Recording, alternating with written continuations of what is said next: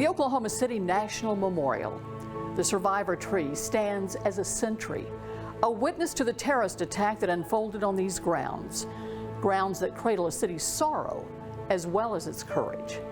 I'm Linda Cavanaugh. Who better to tell the stories of that morning and the days that followed than those who lived it? Over the past 25 years, the Oklahoma City National Memorial and Museum has gathered an extraordinary collection of oral histories, never before broadcast. They tell compelling stories of strength, resilience, and hope. April 19th, 1995 was a beautiful spring morning that changed at 9:02. Mass casualty incident at that location over a 6-block area. We're not sure what the center of the explosion was at this time. Bewilderment, confusion. Many think there's been a natural gas explosion. There'll be a mass unit dispatch. Need all fire ambulances you can get. Are you on the north side of the Federal Building with people buried? I'm on the east side of the Federal Building. It's collapsed. And all we heard was a loud boom. And we thought like we have an earthquake or something. And then people on the third floor told us it was an explosion.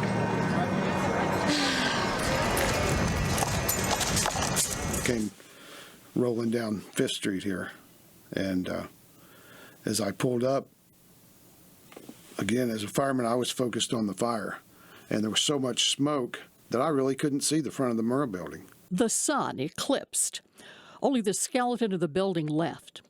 One of the first victims critically injured.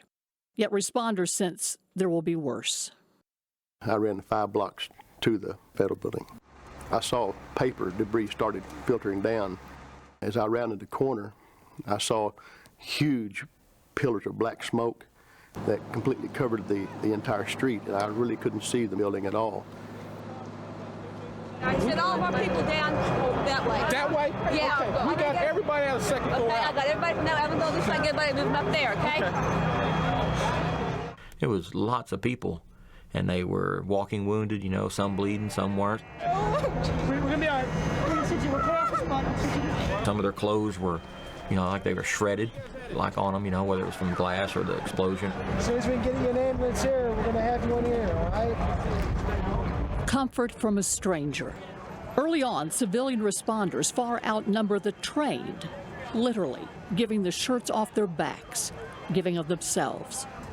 There was such an influx of spontaneous rescue activities of people coming off the streets, out of the office buildings downtown, going up into that building and trying to help.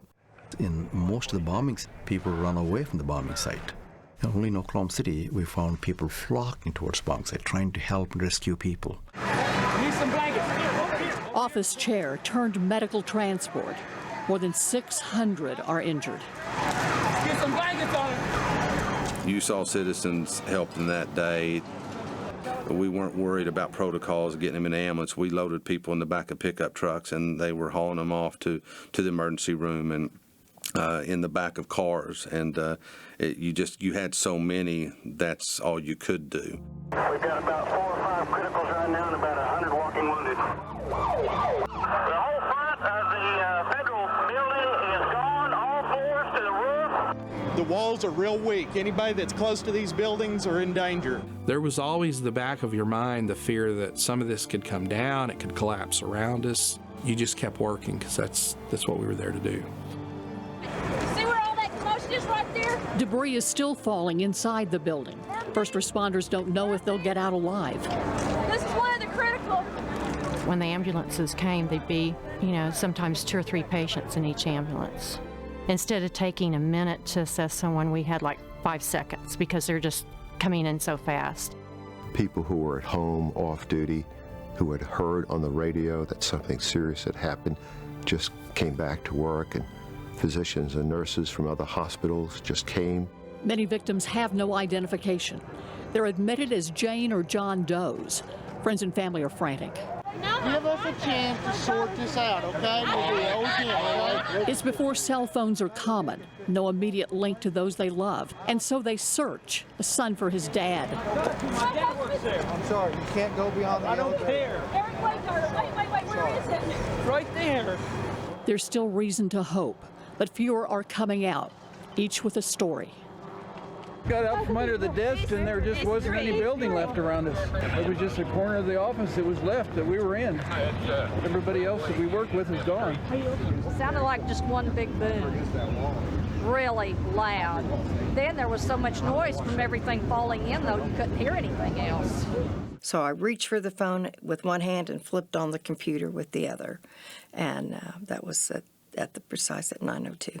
When it hit, it felt like a ton of bricks had just hit me in the center of my head. And instantaneously, it felt like volts of electricity just started at the tips of my toes and just coursed through my whole body. And I could feel my hands in the air and my body just vibrating. I felt like I was just yelling, just, screaming. And I kept thinking, be quiet, people are going to think you're crazy. I kind of sat up. And when I sat up, there was nothing on me of heavy. It was just debris. And I looked out, and there was nobody there, and it was eerily silent. I always say the lights went off, and then they came back on. Of course, it wasn't the lights. It was the sun coming through and all the debris. We felt the floor kind of come up and go back down. As I was falling backward, I could see literally the whole building just blowing up right before my eyes. The 8 girls that was in the office with me literally disappeared. I was the only survivor to make it out of my office. I was encased in granite and concrete, so it was really cold. I would just go back and forth between it's real, it's not real,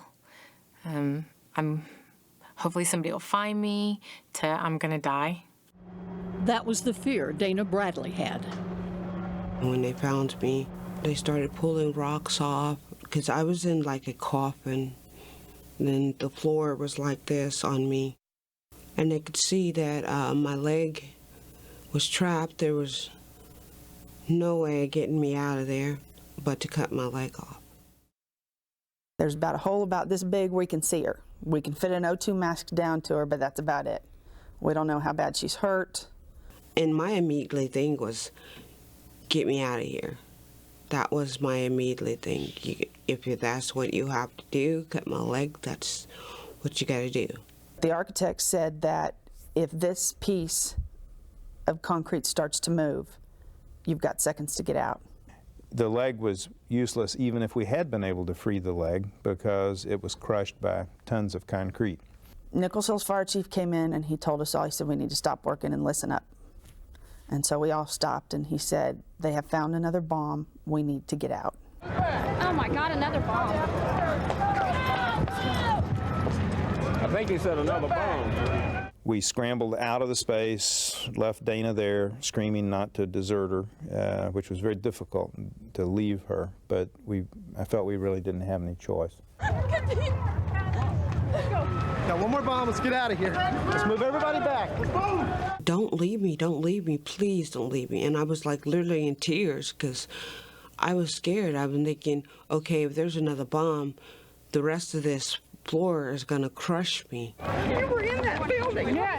Finally, good news. It was a false alarm, no second bomb. It was a training device found in one of the federal offices. Rescuers returned. And at that point, everything I had been dulled by the operation, by the rocks, and the only thing I had left was a pocket knife in my rear pocket.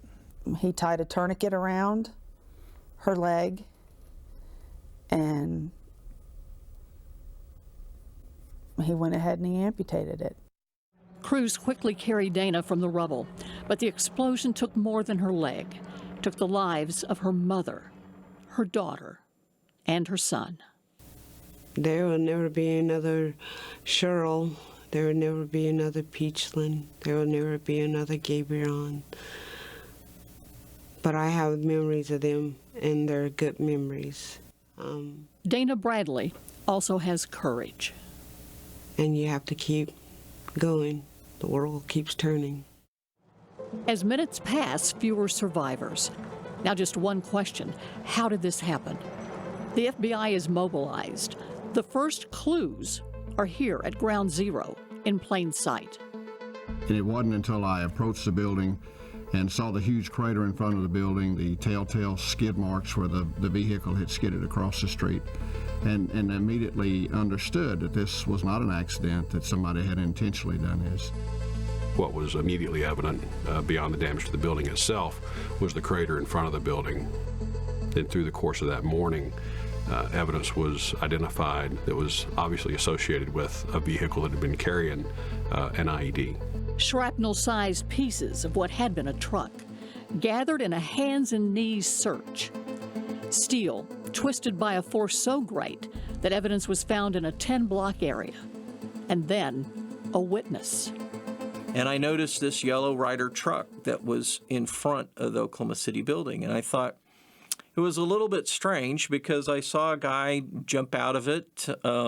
He looked kind of military to me. But what was interesting is I thought, well, one, he ran across the street away from the building, and I thought, well, that's kind of unusual. I thought it was unsatisfactory that a Marine would have parked his van in a red loading zone to be ticketed or towed away or something like that. Neither ticketed nor towed. It exploded, a deadly mixture of fertilizer and diesel fuel. Property damage for blocks around, staggering. But the human toll worse. Children cradled by strangers. Got one here! Watch out here! Out of the way. Infants from a daycare across the street from the Murrah building. He's from the daycare at the YMCA, I guess. Injured, but no child died at the Y. Then word of a daycare inside the Murrah building. Have them to go to Sixth and Harvey. Somebody ran up to me and said there was a daycare center inside the Murray building. And so I just went in or crawled in the window right there on the northwest corner. It was extremely dusty in there, nearly pitch dark. And I could hear this little kid whimpering. I hear him, but I'm not seeing anything. And all of a sudden, two little eyes just popped open. And they were covered with, sheetrock dust. The America's Kids Daycare was on the second floor of the Murrah building. 21 children there this day. I looked back down in the hole, and right there in the same hole was another little baby, and that's one I picked up and ran out of the building with. We were told to go around to the south side of the building to what later became known as the pit area. And so I ran up to the intersection, and Chris Fields came around the corner. And so I just said, here, I remember what I said, if I'll take her. I said, I have a critical baby here, and he just held his arms out to take it, and I placed the baby in his arms. This artist rendering shows the image captured by utility worker Lester LaRue. He snapped the photograph later seen worldwide on the cover of Newsweek magazine. Bailey Allman celebrated her first birthday the day before her last. That photograph took on its own life the day it ran the first time, I think, as the symbol of the bombing. And when I look at that photograph, that's what I think of. Everyone in there was somebody's child. Helena Garrett is frantic. She's trying to find her one-year-old son, Tevin. I dropped him off there at the federal building and then told him I'll be back. Because he started to cry. He never cried. Never cried. And that day he cried. He cried a lot. It would be 3 days before Helena finds out her baby boy is among the 15 children who died, along with 3 teachers. At the time, it was rare to have a daycare in an office building.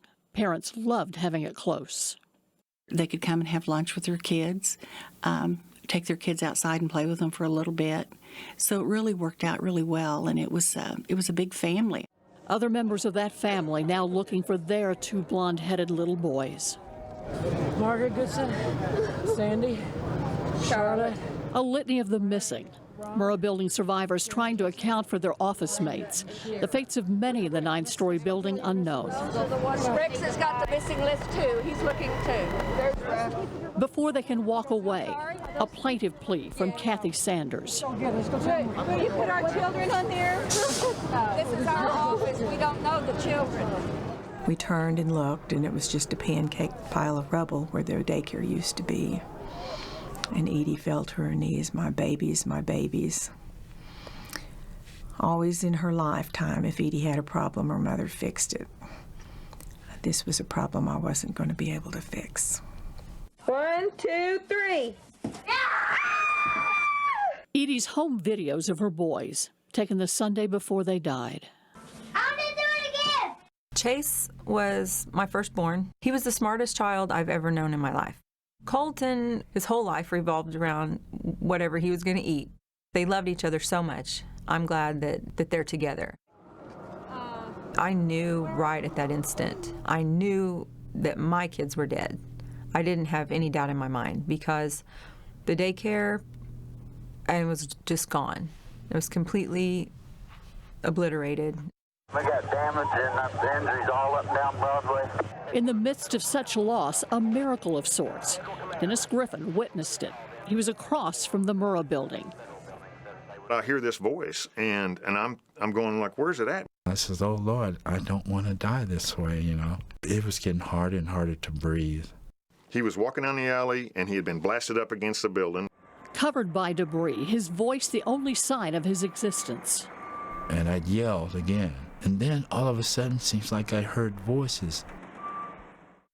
The roof came down, upside down like a blanket, and landed on this guy. I had taken a picture once we had got the concrete cut off where he's laying there in the fetal position. Even after I got released, there was still my memory wasn't all there. In a coma for weeks, unaware of the nationwide search for the bomber. And there wasn't a field office anywhere in the country that wasn't involved to some degree or another in the investigation. I mean, this is a case of the century at that point. Everything was documented for evidence. The crater, about 7 feet deep by 28 feet wide. Early on, we didn't know exactly what to pick up, and so we were picking up everything. We were picking up anything and everything that we thought could be potential bomb-making material. It was a massive explosion, and that's what we were trying to show. We collected evidence out of the 6th or 7th story of the apartment building down the street. When the explosion occurred, it blew the rear axle out of the bottom of that truck, and it went approximately a full block in front of the Regency Towers apartments. A gentleman heard it sounded like almost like a helicopter, a thing that was whirling, is how he described it, in the air. And he sees this thing coming, and it crashes into his car that was parked in front of the Regency Towers. Barry Black says that rear axle is about to provide the first break in the case. The most critical piece of evidence discovered early on was the rear axle. I recall the deputy wiping the grease away, and he called out that alphanumeric string that made up the confidential vehicle identification number. Further investigation determined that the truck had been reserved on April 14th and had been picked up on April 17th at a place called Eldon Elliott's Body Shop in Junction City, Kansas. There will soon be a critical link between that Kansas truck rental and a yellow Mercury, pulled over by this trooper for a minor violation. Seen some of the people Incident command is right now. Yeah, I see the command post down here in the conglomeration. The eyes of the nation watch as Oklahoma City responds to the worst domestic terrorism attack in U.S. history.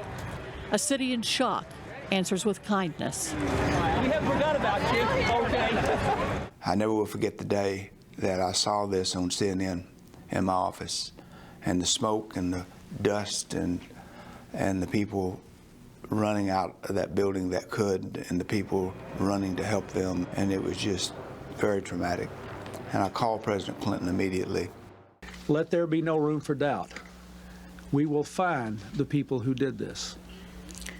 When we do, justice will be swift, certain, and severe. It's about an hour and 20 minutes after the bombing. A highway patrolman pulls over a driver for not having a tag. And he says, I have a weapon. At that time, I just reached forward and I grabbed the bulge on the outside of his jacket, and I'm spinning him around, saying, get your hands up, turn around. When we're about halfway to the trunk of his car, he says, my weapon is loaded. And I thought he was trying to intimidate me by saying that. And so I nudged him with the barrel of my weapon to the back of his head. I said, so is mine. Hanger handcuffs the driver and puts him in the patrol car. The trooper also discovers the man has an extra magazine for the .45 Glock and a knife. He's suspicious. This guy had a lot of unknowns. He's in a car without a tag, doesn't have any bill of sale, he doesn't have proof of insurance. He's got a Michigan driver's license, he says he's been in Kansas. Charlie Hanger arrests the 26-year-old on a concealed weapons charge. Now he's taking him to the Noble County Jail in Perry, Oklahoma. This is a booking photo that I took over there, and he stood right here. Timothy McVeigh. It's not an unusual arrest. He's put in jail garb, his clothes bagged. This television was showing the Oklahoma City bombing.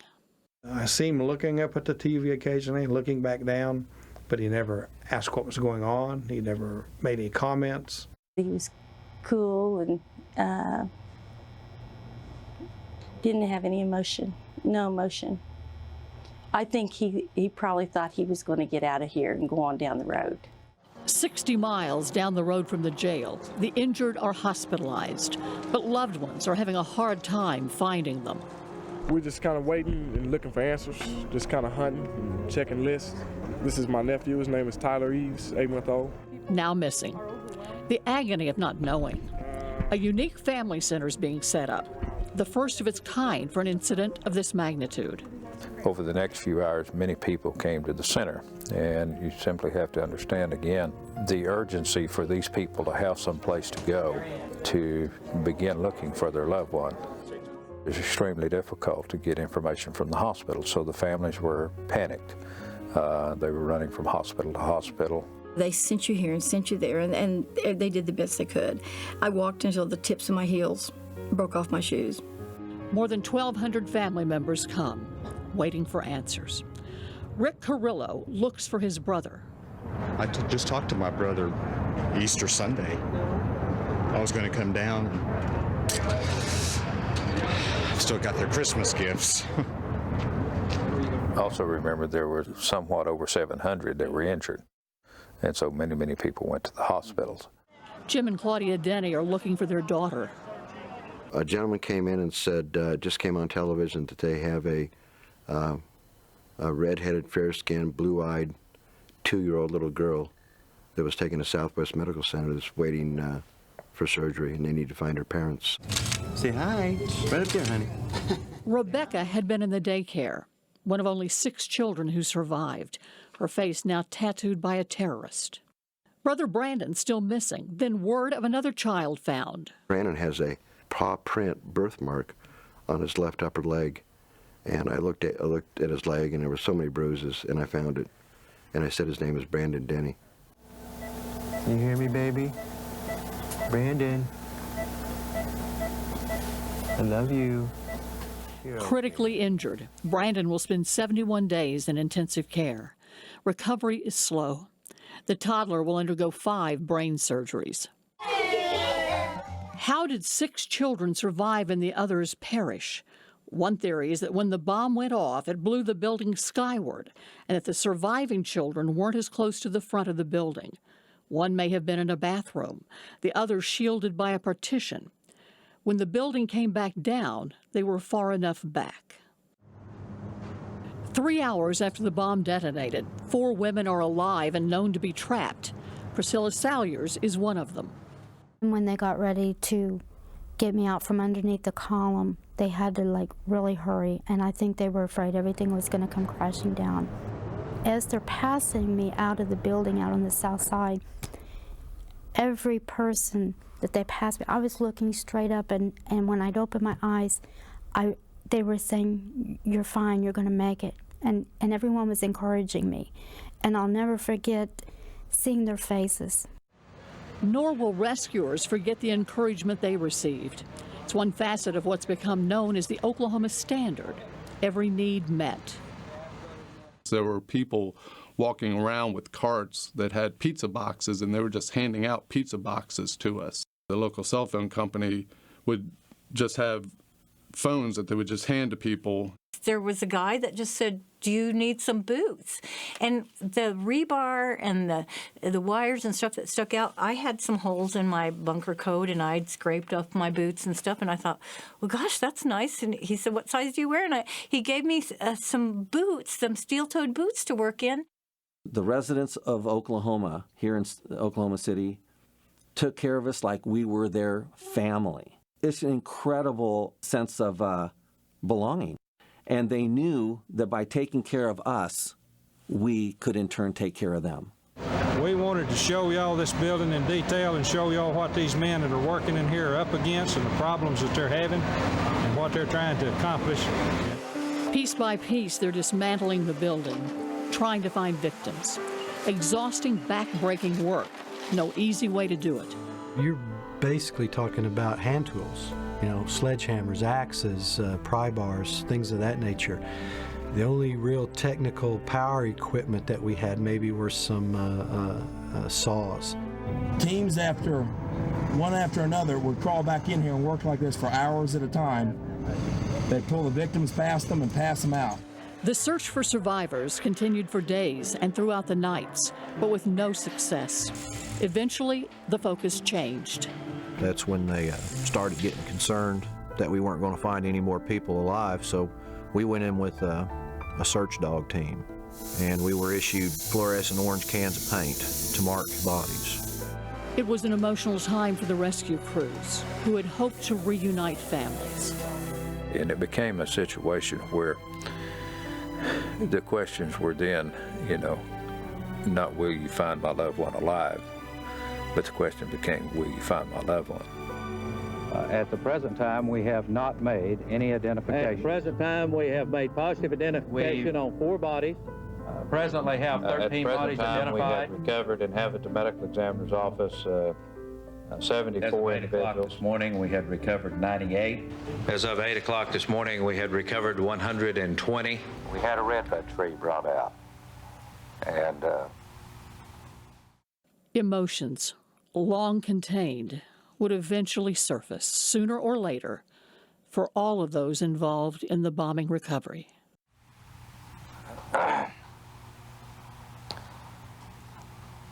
had a redbud tree brought out and planted in our yard today. And each time we make an identification, we're going to put a ribbon on it. Victim identification often depended on information from the families. That was when they said, what did he have on? You know what he had in his pocket. And that's when I thought, wow, this is real. I'm not the most religious of people, but I prayed. I prayed, I pleaded, I begged. And it took 16 days for someone to tell me that I would not see my mom again. Every time somebody came in and got a family and took them to the elevator, they went upstairs, and that's the last time you saw them. So you knew that their family member had been identified. It was like the old days when you were a military wife and they showed up at your door. You knew what it was about. For investigators, it's about justice. They've tracked the rental truck to this Kansas business. The VIN number on the axle, found earlier near the Murrah building, confirms it came from here. At least one of the people in Elliott's body shop got a good look at this gentleman and was able to remember enough of the facial characteristics that we could do an artist's conception. I was there when he rented a truck from Vicky the day he picked it up, and I went out and did the walk around on the truck. I'll do the rough sketches. I'll shape in the head, put in the major features that they're able to come up with, and they're able to make adjustments to that, pull in the face, reshape this, eyes too close. He nailed it. A second sketch, made of John Doe number 2, ultimately proved to be unrelated to the bombing.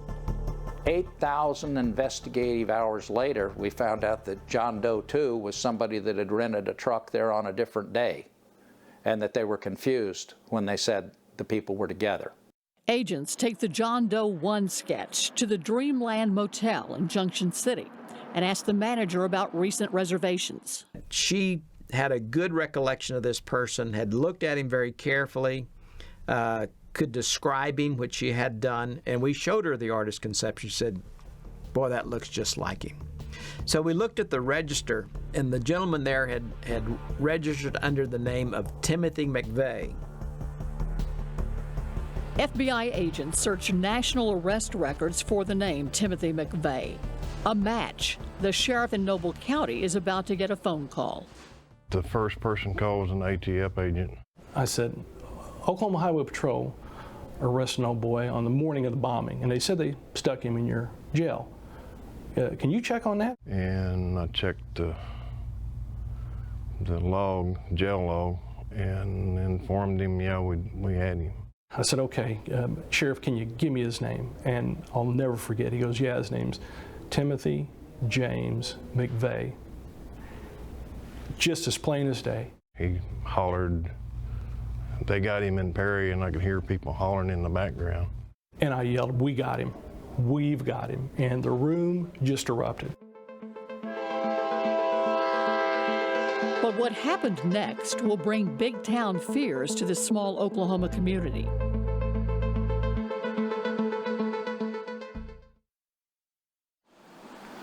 Tim McVeigh has been in this jail 3 days.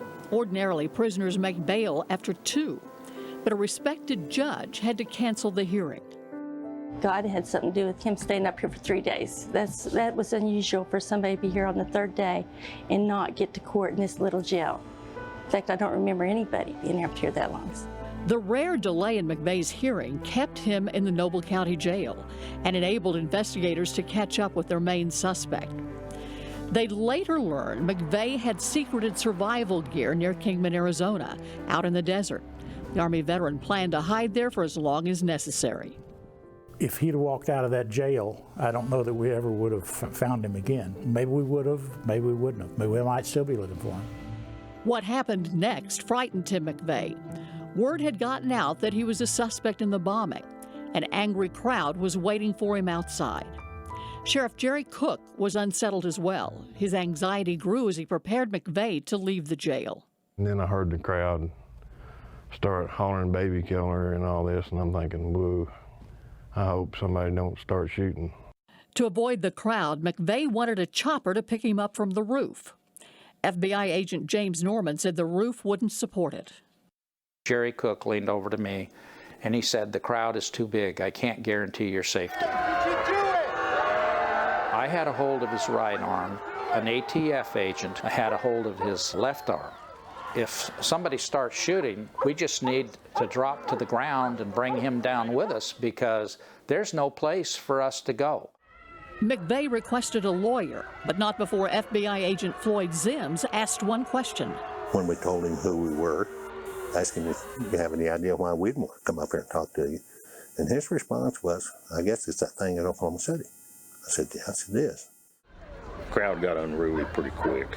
Sheriff Cook had brought his own personal van out. Next thing I know, everything lit up, sirens came on, and we had a heck of a procession. McVeigh was taken to Tinker Air Force Base for arraignment. He will never leave federal custody. He enjoyed only 77 minutes of freedom, the time between the bombing and his arrest by Trooper Charlie Hanger, known for being a stickler for details. He took the time to stop and check a vehicle that simply had a tag missing. Probably wound up one of the major arrests of the century. Within hours, investigators tie 2 of McVeigh's Army buddies to the bombing, 38-year-old Terry Nichols and Michael Fortier, who will eventually turn government witness for a reduced sentence. Investigators find critical evidence in Harrington, Kansas. It's in the home of Terry Nichols, a man they say threw away nothing, including a sales receipt that reveals much. Well, that's a pretty damning piece of evidence. 2,000 pounds of the fertilizer purchased in a fake name with Timothy McVeigh's fingerprint on it, and that receipt was in Terry Nichols' garage. Nichols is charged with helping to build the bomb. Federal, state, and local investigators are working quickly around the clock. It's in the first few hours and few days of an investigation of this magnitude that those leads, the more leads you can follow up, the more stuff you can do, the better chance you have of catching somebody. By that Saturday morning early on the 22nd, we had arrested the 2 main individuals involved in this, certainly. Agents linked the date of the Oklahoma City bombing, April 19th, to the 2-year anniversary of the Branch Davidian fire in Texas. McVeigh was upset about Waco. He wanted to bomb a federal building. And that's what my opinion was, that he picked Oklahoma City because he thought the Oklahoma City federal building was the people responsible for the what happened at the Branch Davidian compound. Evidence will show that extreme anti-government views fueled the attack. It was clear that one of McVeigh's main goals was to have a significant body count. The President of the United States of America, Bill Clinton. A memorial service for those killed. It's a time of national mourning. You have lost too much, but you have not lost everything, and you have certainly not lost America. A tragedy like this could have torn this city apart, but instead it has united you in a way that you've never been united before. As he spoke, I think everyone could see an electrifying, there's no question in my mind that God was speaking through Billy Graham. I mean, he was just a courageous, strong, articulate voice. Kathy Keating invited Billy Graham the night of the bombing, although in poor health he came. But to say to those who masterminded this cruel plot and to those who carried it out, that the spirit of this city and this nation will not be defeated. He knew that not only that Oklahoma needed him, but that America needed him and the world needed him. That used to be a restaurant. That's where 4 victims were found. Concrete guillotines threaten those working below. Crews are sustained by courage and the determination to recover every victim. What we didn't have were the technical search, acoustic and seismic listening devices. We didn't have the cameras and things that could go down the void. So that's where the USAR teams really shined, was they had the technical search capabilities that we didn't possess. What no one possessed was the ability to predict where the bodies might be. Random searching simply wasn't working, the rubble too vast. Then a breakthrough.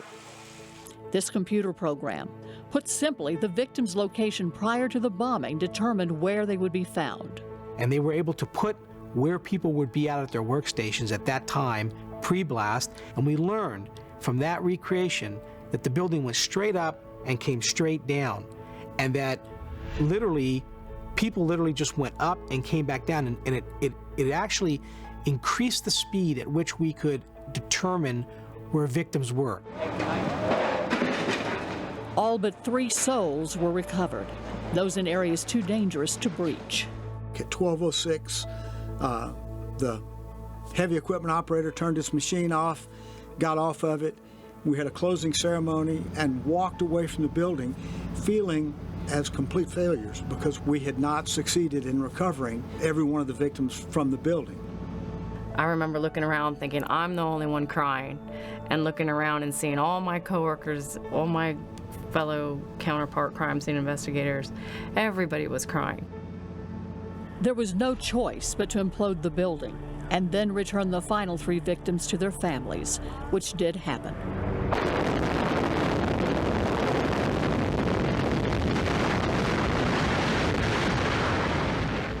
Emotions were raw. Janie Coverdale lost her 2 grandsons in the bombing. Maybe my kid's spirit was there, and the reminder's gone now. But the search for justice remained. Every fragment searched for evidence. We would take big front-end loaders of debris and dump it in the street, and the FBI would sit out there with, like panhandlers, looking, shaking, just shaking the stuff, getting all the dirt out of it and looking. It was unbelievable. We knew that the system of justice in the United States would be on trial as much as Tim McVeigh. And it was very important to show that the Tim McVeighs of the world were wrong. So if we're not prepared to represent the worst of the worst, then the best of the best can never expect to have their constitutional rights upheld either. The federal trials for McVeigh and Nichols were moved from Oklahoma to Denver. Family members got seats through a lottery. expenses paid by federal money. There were trials based on legal issues, not outbursts. Families were not allowed to show emotion. You couldn't verbally gasp, cry, sob. You couldn't do anything. We had a judge who invested every bit of himself in making sure that, the two people charged with such a heinous crime got a fair shake. And he held both sides to, very high standards. That judge was Richard Mage. Timothy McVeigh's trial would be first. Prosecutors had more evidence than they could use. The investigation, one of the largest in FBI history. The really challenging part of the case was to take all of that evidence and figure out what was the strongest and the most compelling evidence to the jury. You can see them coming up, their hands raised in victory. These are some of the victims' families that you're looking at right now. It took jurors 4 days to find McVeigh guilty. They would later sentence McVeigh to death by lethal injection. The same court proceedings were watched on closed-circuit television in Oklahoma City, a legal first, a concession for those who couldn't travel to Denver for the trials. We have the absolute best system. When it is done properly, which it was from beginning to end, it works. Terry Nichols was convicted in Denver for the deaths of 8 federal agents. He was then tried and convicted in Oklahoma for the murders of the civilian victims. He's currently in a maximum security prison with no chance of parole. The world was a different place on April 18th, and the crime that shattered the conscience of America was brought to a conclusion with those trials. The trials have ended, but the story is far from over. A new generation has been born in the 25 years since the Oklahoma City bombing. To them, it's history. And yet, the lessons we learned are as relevant now as then. That's why the Oklahoma City National Memorial Museum remembers the past, but looks forward, so that young people and adults can benefit from knowledge that came at a very high price. Thousands of students walk these grounds, learning with ever-evolving technology to change things without violence, to be prepared for life's challenges. Together, we can make an impact. This museum can't do it alone. We have to have lessons that are taught in the classroom and educators who will support the lessons that are learned here and parents who will reinforce that.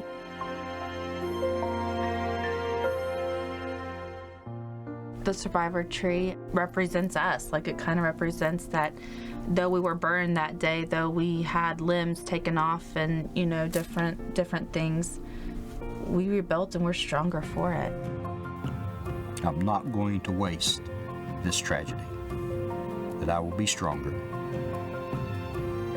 Be different, but I will be stronger than I was before.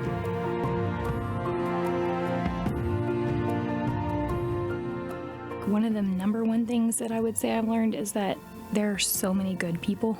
We had food for years after it happened to my mom because people want to help, and we just couldn't see another thing of chicken. We were like, oh my gosh, more chicken.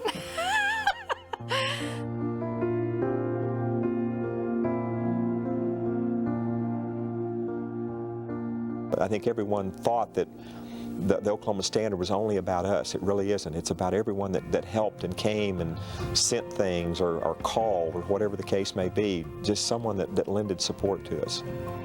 The fact that I have my whole life ahead of me and I had the second chance at life, I'm not going to waste that, so I'm always trying.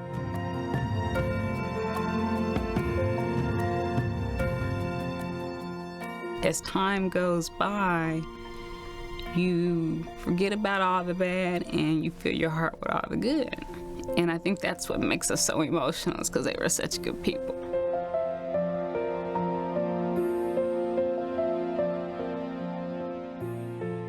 Oklahoma City Memorial Marathon. Go get 'em! I'm up here at 4:30 in the morning with thousands of people getting ready to run. I'll tell you, that's about the best kind of church that this preacher's ever been a part of.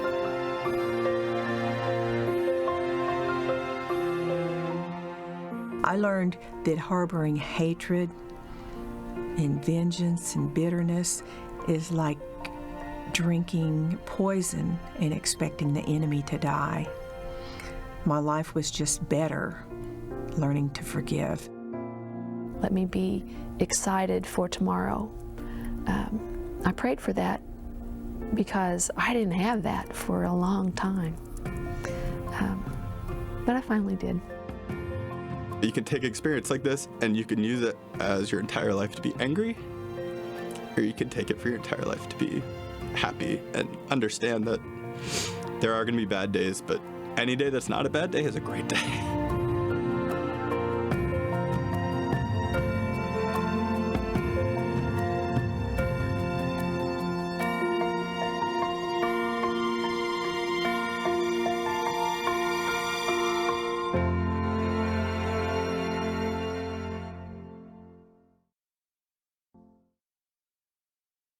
It was 25 years ago, the Oklahoma City bombing.